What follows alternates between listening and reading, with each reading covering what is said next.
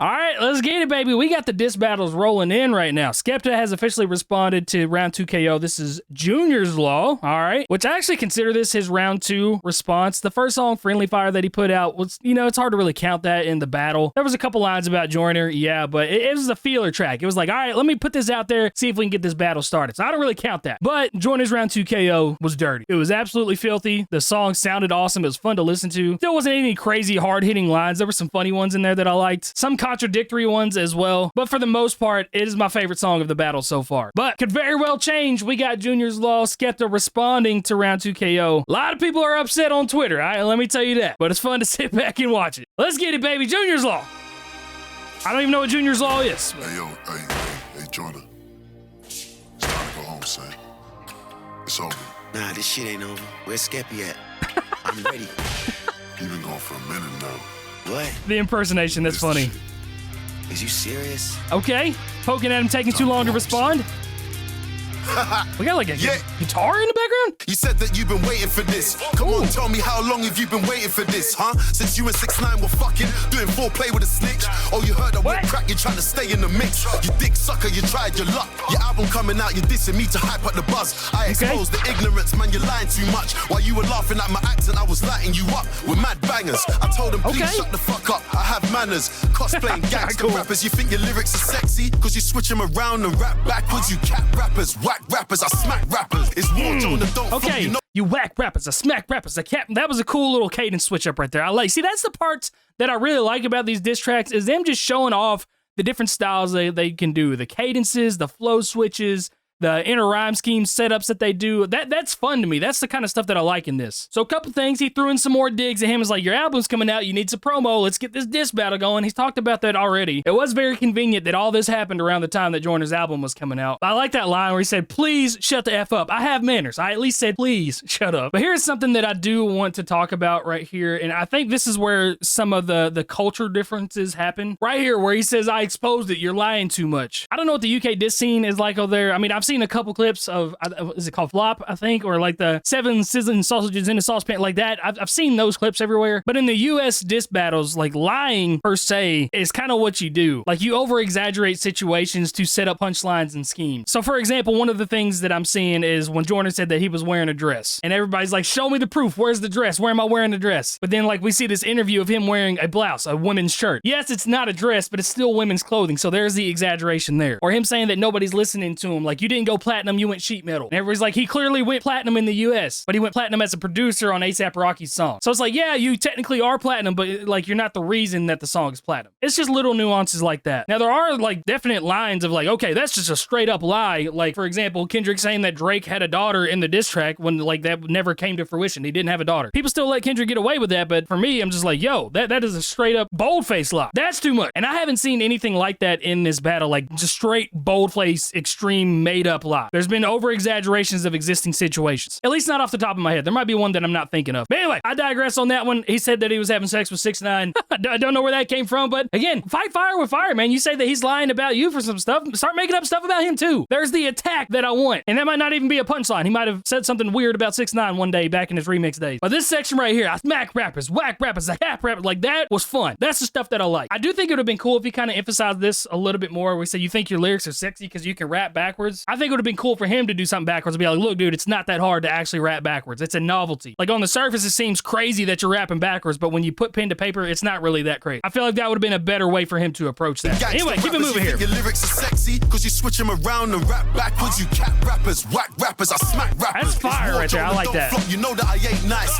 Catch him at the night show. Now he's got stage fright. You know what I spray like clips loaded. Hit him with cannons from the Arsenal. He ain't seeing daylight. Okay, I'll do it hands-free, no DNA. The battle rap. I holler at my hitman. He can hit you from 20 feet away. But it's a horror movie if he pulls out the shotty. You ain't scaring anybody, man. This clash was a piece of cake. You think you're seeing Skepta today? I like the US battle scene right there. It's crazy that I just said I don't know what the battle scenes are like over there, and they just name dropped a ton of battle rappers right there. I heard Hitman Holla in there, Charlie Clips was in there, DNA, Daylight. That was a cool scheme. See, that's the stuff that I want in this. I want those schemes. Show him that you're the better rapper, man. It did seem like you took a little bit of like the wild and out approach. That's not the real diss battle scene around here, because there's Charlie Clips, Hitman Hitman Holla. I think he even said Cannons. Was he talking about Nick Cannon? But then we have Daylight. Daylight's obviously one of the better battle rap scene guys. Okay, that might be a double. He said hit him from Cannons with the Arsenal. Arsenal logo is the Cannons. But Nick Cannon hosted Wild and Out where Charlie Clips is, Hitman Holla is. Again, fun schemes. That's the stuff that I like a lot right there. Or do it hands-free, no DNA. I holler at my hitman. He can hit you from 20 feet away. But it's a horror movie if he That's comes a out bar. the shotty. You ain't scaring anybody, man. This cash was a piece of cake. You think you're seeing Skeppy today? I'm Nicolas Cage. Gone in 60 seconds, no minute made. But I got the juice now.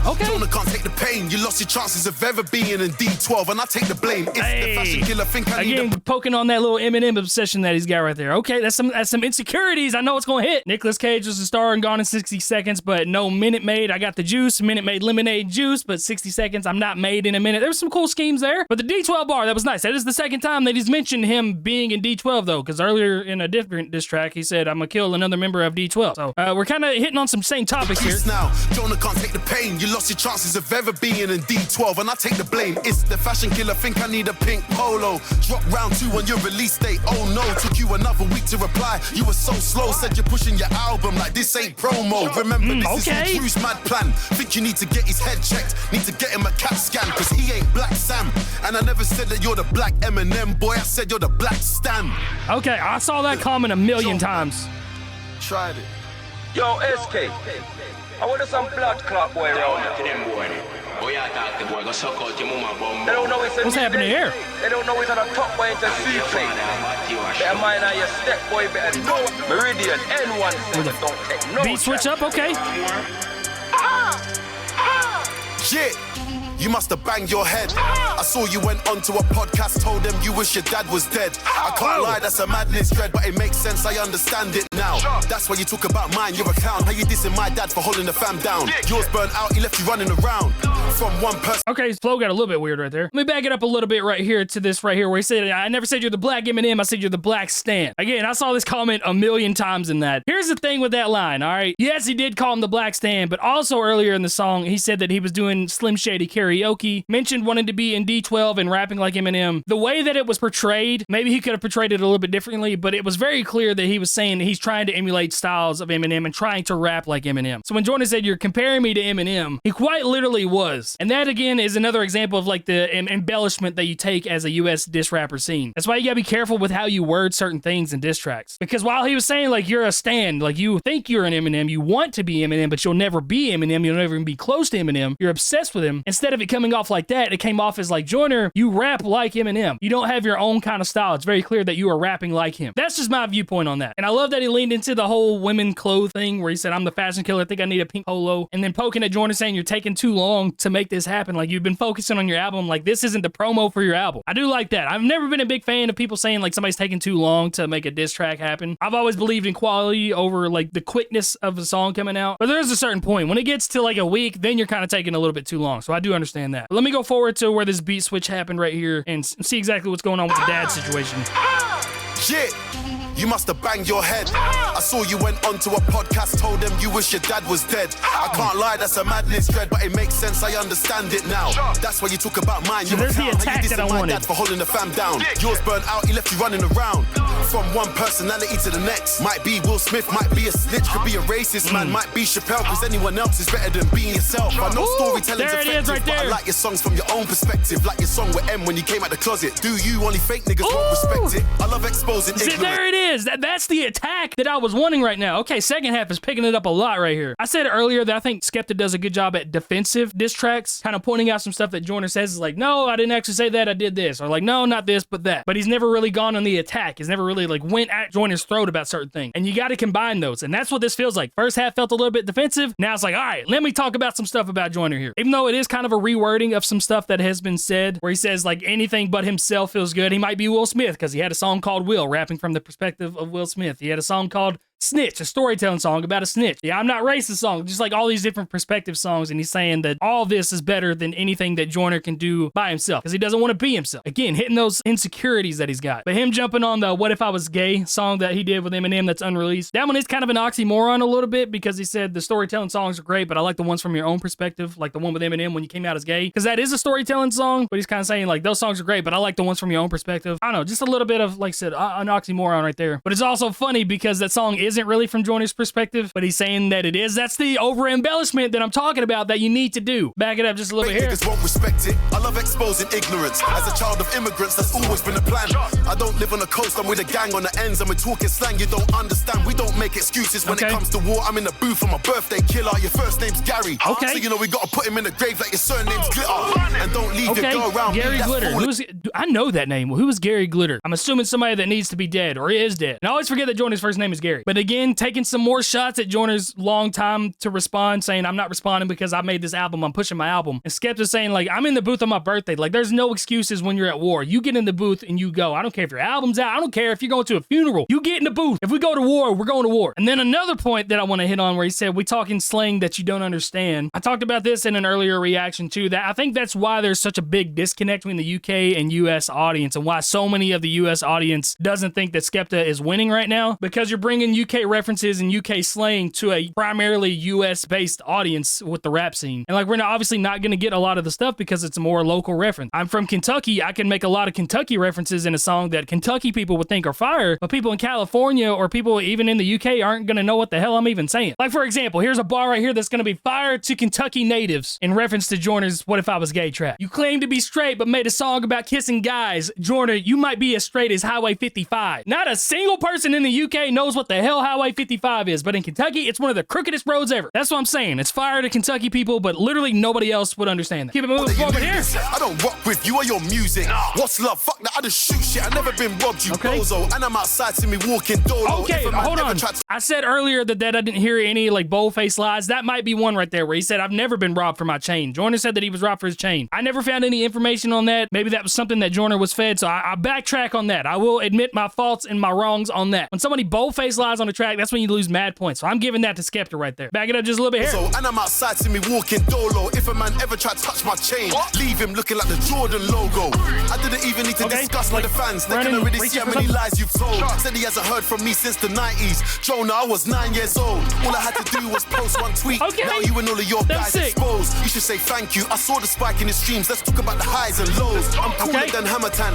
A traveller, pull up in a caravan. If you left the country, might learn a lot when you spend a day in the UK with a gang. Never race in Jamaica, never fight in Nigeria, never ride your bike into a Turkish man. Never rob an Albanian, never diss a Somali, never go bar to bar with an English man. Cause I got bars that could fuck up your future. It's a fist fight, I can with a bazooka. All you could do now is watch me win. You can never be headline, you Lollapalooza. Delusions of grandeur, you're lost in the source. You Lollapalooza. The headline show is Lollapalooza. I think Joyner was actually booked for that and wasn't a headliner for that. So that was a cool little bar, I guess. Again, some more of that defensive stuff. Like, I've never been robbed from my chain. If anybody tried to rob my chain, I got him looking like the Jordan logo, and the Jordan logo is like reaching out. You know, he's dunking from the free throw line, but it looks like somebody maybe chasing him, reaching for the chain. But I love that line where he said, Joyner, you said you never heard of me since the 90s. I was 9 years old. I literally was not even making music. Again, that's another embellishment that Joyner had, basically saying like he's never heard of you. But that was still hilarious. I love that. Called him uncultured, saying if you ever even left the country, you would understand a lot of the stuff that's being happening in this song right now. Got these cool little wise tale bars, like never fight in Nigeria, never race a Jamaican, never go bar to bar with an Englishman. Could be a double right there. Do English people drink a lot? I know the Irishmen are the one that normally drink, but bar to bar, obviously rap bars, but bars like drinking. And does Skepta have all this in his blood? Like, is he part Nigerian? Is he part Turkish? Is he part Jamaican? Is he part English? So that is cool that he's bringing out all these heritage bars saying like, I am the best of all this, never do any of this with any of us. So that is cool. I do like that one line. Now is watch me win. You can never be headline. You Lollapalooza. Delusions of grandeur. You're lost in the source. Get back in the real world. Get off the computer.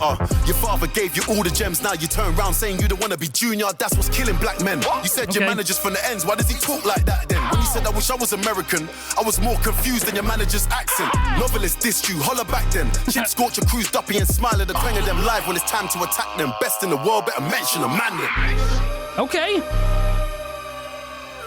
All right, so that was Junior's Law.